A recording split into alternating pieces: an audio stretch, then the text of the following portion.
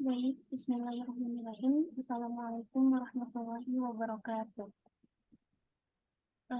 Sebelumnya yang terhormat kepada Ibu Yeni Fatman, STMT, selaku dosen pengampu mata kuliah perancangan sistem informasi, dan tidak lupa juga kepada kelompok 2. Terima kasih kepada kelompok 2 yang telah bekerjasama untuk membuat rancangan sistem informasi ini.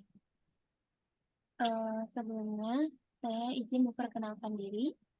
Nama saya Rizky Agustini dengan nomor NIM 41037006211021 Teknik Informatika A1. Dan ada teman saya selanjutnya. Nama saya Hafiz Abdullah Fadlur Rahman dengan NIM 41037006211029. Lalu dengan saya Aziz Maulana Sodik dengan NIM 41037006211031. Nah, baik. Di sini kami membuat sistem informasi pengaduan masyarakat pada Kementerian Komunikasi dan Informatika. Baik.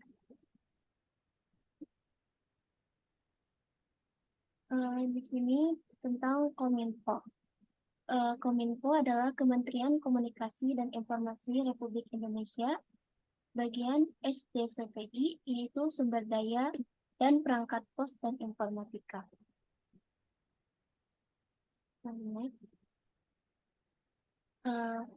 Untuk yang selanjutnya, ada data yang dibutuhkan. Data yang dibutuhkan dalam sistem informasi ini, yang ke-1, identitas pelapor. Di identitas pelapor itu harus ada nama lengkap, alamat, nomor telepon, dan alamat email pelapor. Lalu yang kedua, kategori pengaduan, yaitu jenis pengaduan yang dilaporkan mengenai layanan internet, telepon, televisi, atau radio. Lalu yang ketiga, deskripsi pengaduan, yaitu penjelasan tentang pengaduan yang dilaporkan, termasuk waktu kejadian, lokasi, dan kronologi kejadian. Yang selanjutnya nomor 4, identitas terlapor, yaitu ada nama lengkap, alamat, nomor telepon, dan alamat email terlapor jika diketahui. Lalu yang kelima, tindakan yang diharapkan. Nah, tindakan yang diharapkan dari pihak Kementerian Komunikasi dan Informatika terkait pengaduan yang dilaporkan. Lalu 6, status pengaduan. Status pengaduan, misalnya, sudah diterima dalam proses penanganan, atau sudah selesai. Lalu next. Lalu yang selanjutnya ada informasi-informasi yang dihasilkan oleh sistem informasi. Nah, informasi yang dihasilkan oleh sistem informasi ini, yang ke-1, status pengaduan. Nah, di status pengaduan sistem informasi dapat menghasilkan informasi mengenai status pengaduan seperti apakah pengaduan tersebut sudah diterima, sedang dalam proses penanganan, atau sudah selesai ditangani. Lalu yang kedua, tindak lanjut pengaduan. Informasi mengenai tindak lanjut yang dilakukan oleh pihak Kementerian Komunikasi dan Informatika terhadap pengaduan yang dilaporkan oleh masyarakat juga dapat dihasilkan oleh sistem informasi. Lalu yang ketiga, analisis pengaduan. Nah, sistem informasi dapat menghasilkan analisis terhadap pengaduan masyarakat yang masuk, seperti jenis-jenis pengaduan yang paling banyak dilaporkan, waktu dan lokasi kejadian pengaduan, serta kecenderungan tidak lanjut yang dilakukan oleh pihak Kementerian Komunikasi dan Informatika terhadap pengaduan tersebut. Lalu yang keempat, laporan pengaduan. Nah, sistem informasi juga dapat menghasilkan laporan pengaduan, seperti laporan jumlah pengaduan yang masuk dalam periode tertentu, laporan jenis-jenis pengaduan yang masuk. Lalu yang kelima, umpan balik pengaduan. Nah, informasi mengenai umpan balik yang diberikan oleh masyarakat terhadap tindak lanjut yang dilakukan oleh pihak Kementerian Komunikasi dan Informatika juga dapat dihasilkan oleh sistem informasi.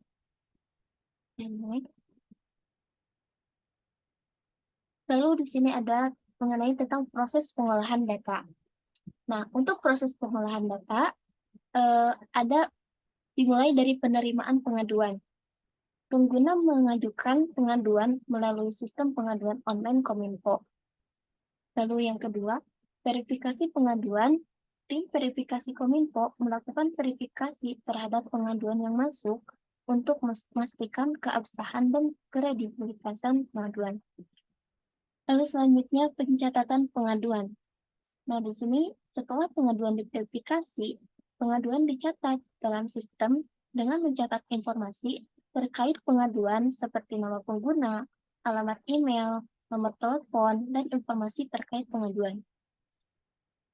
Lalu setelah itu ada penugasan pengaduan. Nah, pengaduan yang telah diverifikasi dan dicatat kemudian ditugaskan kepada petugas terkait yang akan menangani pengaduan tersebut. Lalu penanganan pengaduan. Petugas terkait menangani pengaduan dengan melakukan investigasi terhadap masalah yang diadukan, menyelesaikan masalah, dan memberikan tanggapan atau solusi atas pengaduan tersebut. Lalu yang selanjutnya ada pemantauan pengaduan. Setelah pengaduan ditangani, pengaduan dipantau untuk memastikan bahwa solusi yang diberikan telah efektif dan masalah telah terselesaikan. Lalu selanjutnya ada pelaporan. Nah, setiap pengaduan yang masuk dan penanganannya dicatat dan dilaporkan secara berkala oleh Kominfo sebagai informasi bagi pihak yang berkepentingan. Nah, mungkin untuk slide selanjutnya akan dijelaskan oleh Ajis Maulana. Waktu dan tempat saya persilahkan. Baik, terima kasih banyak karena sudah kepada moderator karena sudah memberi saya ruang. Di sini saya akan menjelaskan bagian struktur proses pengolahan data. Satu yaitu penerimaan pengaduan. Jadi pengguna mengajukan pengaduan melalui sistem pengaduan online Kominfo. Kemudian sistem memverifikasi apakah pengaduan tersebut sah dan memenuhi syarat. Jika pengaduan sah, sistem akan menerima pengaduan dan mengirimkan notifikasi ke pengguna bahwa pengaduan telah diterima. Kedua yaitu verifikasi pengaduan. Tim verifikasi Kominfo memeriksa keabsahan dan kredibilitas pengaduan. Jika pengaduan tidak sah, sistem akan menolak pengaduan dan memberikan notifikasi ke pengguna.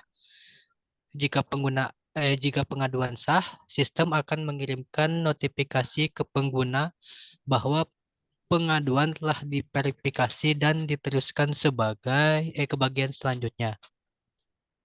3. Pencatatan pengaduan.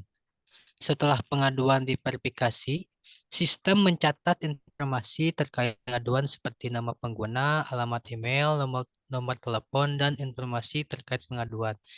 Sistem kemudian menugaskan nomor tiket atau nomor referensi untuk siap pengaduan next.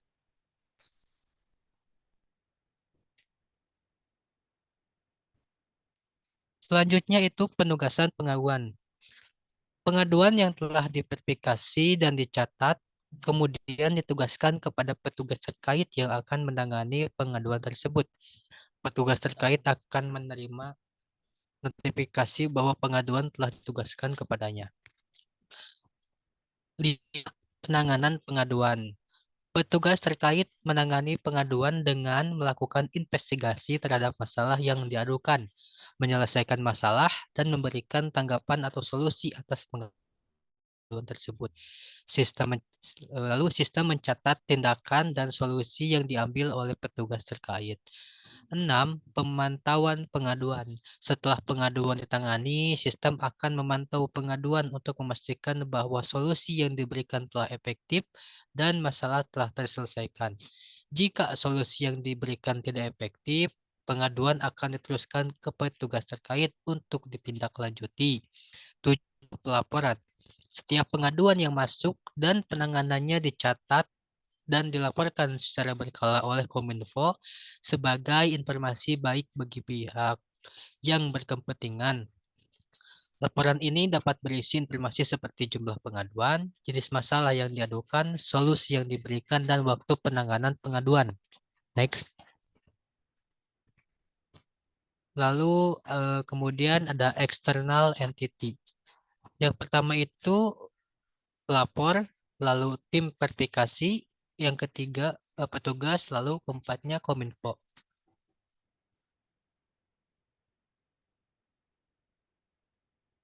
Nah, ini di sini adalah gambaran dari diagram konteks. Nah, jadi ini tuh saling berkaitan satu sama lain antara pelanggan, Kominfo, tim verifikasi, dan petugas. Misalkan dari tim verifikasi itu sendiri itu kan eh, apa, yang mengesahkan atau tidaknya sebuah pengaduan informasi. Lalu dari pelanggan itu eh, pengaduan informasinya itu diterima atau tidak. Dan untuk yang petugasnya itu penugasan pengaduan pelanggan dan informasi hasil pengaduan. Lalu di bagian Kominfo itu adalah laporan pengaduan yang disimpan. Jadi sistem informasi pengaduan masyarakat pada Kementerian Komunikasi dan Informatika itu saling berkaitan lah intinya tuh. Misalkan dari pelanggan mengajukan data pengaduan, nanti diterima oleh tim verifikasi. Setelah diverifikasi, diteruskan kepada petugas dan selanjutnya dikirimkan data tersebut kepada Kominfo untuk disimpan. Ya mungkin kurang lebih seperti itu. Eh, Mungkin sekian dari saya. Kurang lebihnya mohon maaf. Jika ada yang ingin ditanyakan, silahkan. Saya kembalikan lagi kepada moderator.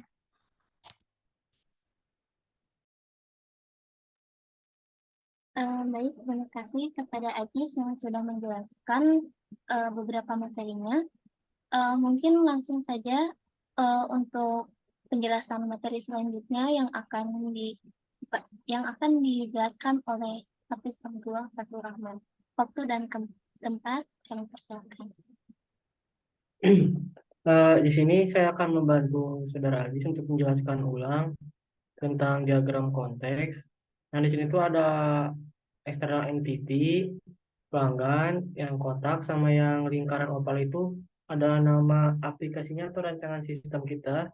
Untuk garis dari external entity pelanggan ke sistem informasi itu artinya itu input kalau dari external entity ke lingkaran opal itu. Nah, kalau dari lingkaran opal itu ke external entity, nah itu outputnya, nah di sini tuh pelanggan, inputnya itu data pengaduan. Nah, nanti itu dia akan menerima pengaduan, informasinya itu diterima atau ditolak dan hasil dari pengaduan. Nah, terus di tim verifikasi mendapatkan melaporkan dengan pengaduannya itu sah apa tidak. Terus dari tim petugas itu melaporkan juga ke sistem untuk penugasan pengaduan pelanggan. Nah, untuk Kominfo itu nanti bakalan ada untuk laporannya. Next, next.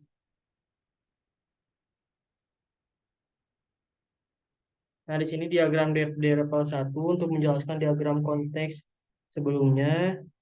Diawali oleh, di sini kita memakai 4 external entity seperti yang sudah dijelaskan. Ada pelapor, tim verifikasi, petugas, sama Kominfo. Nah, di sini tuh ada proses, ada pengaduan, antrian, penanganan pengaduan, sama hasil pengaduan.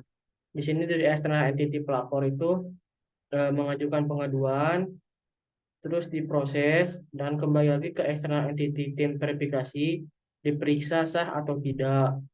Nah, apabila tidak sah, dikembalikan ke pelapor bahwa pengajuan itu tidak sah. Terus apabila sah, lanjut ke proses selanjutnya itu di antrian. Nah, terus di sana itu ada kotak, yaitu penyimpanan database, bahwa data pelapor dan pengaduan itu disimpan. seperti data yang udah dijelaskan tadi apa aja yang disimpan.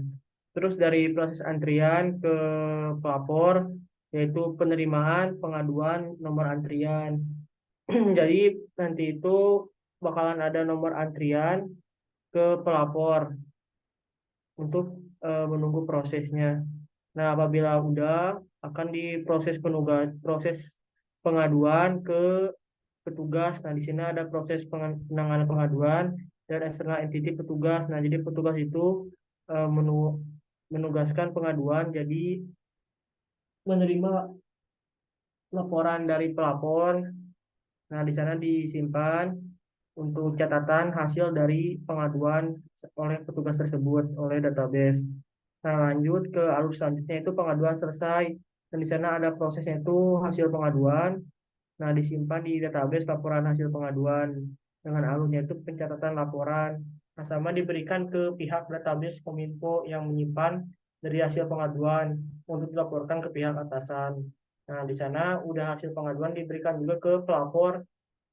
Hasil pengaduannya itu diberikan ke pelapor juga dikembalikan. Nah, berarti diagram BPL kelas 1 udah. Next.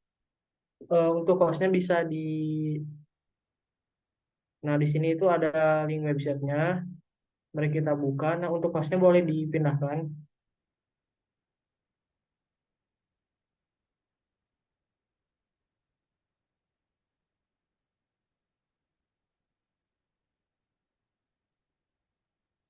Nah, bentar. Kita ke...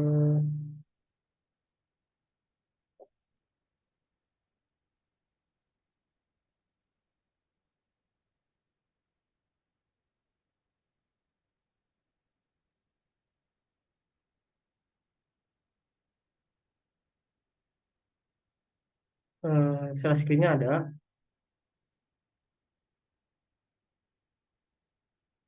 Share screen-nya ada. Ada. Nah, di sini kita ke website barusan. Nah, ini linknya untuk eh, web yang dibuat dari rancangan informasi tersebut. Masih dalam tahap pengembangan. Jadi ini hanya sebagai tampilan awal. Ini menggunakan postingan Netlify.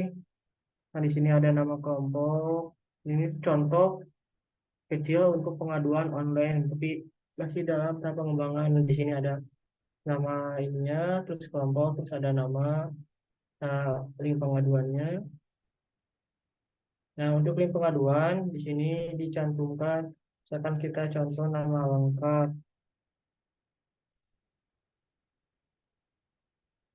nama lengkap kita,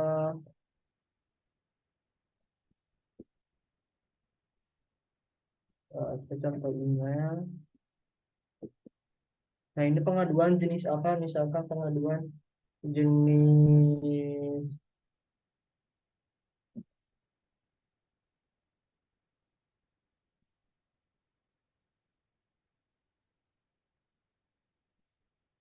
contoh pengaduan website ilegal. Nah, ini tuh deskripsinya.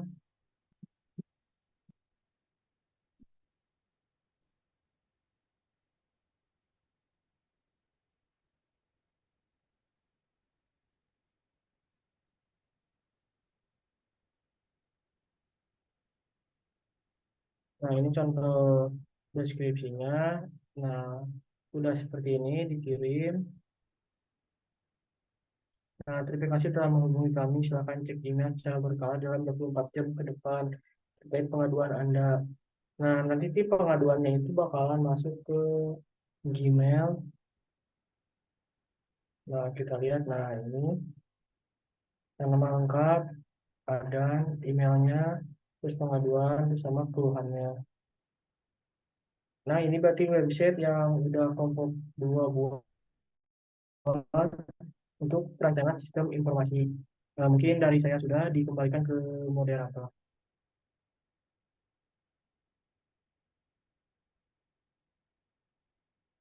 Hostnya udah dikembalikan.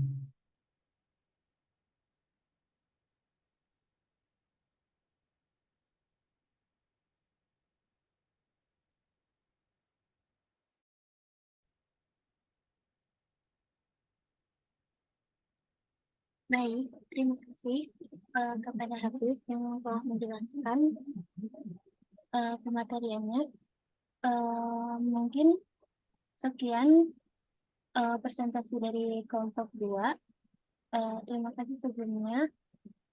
Saya tutup dengan membaca wassalamualaikum warahmatullahi wabarakatuh.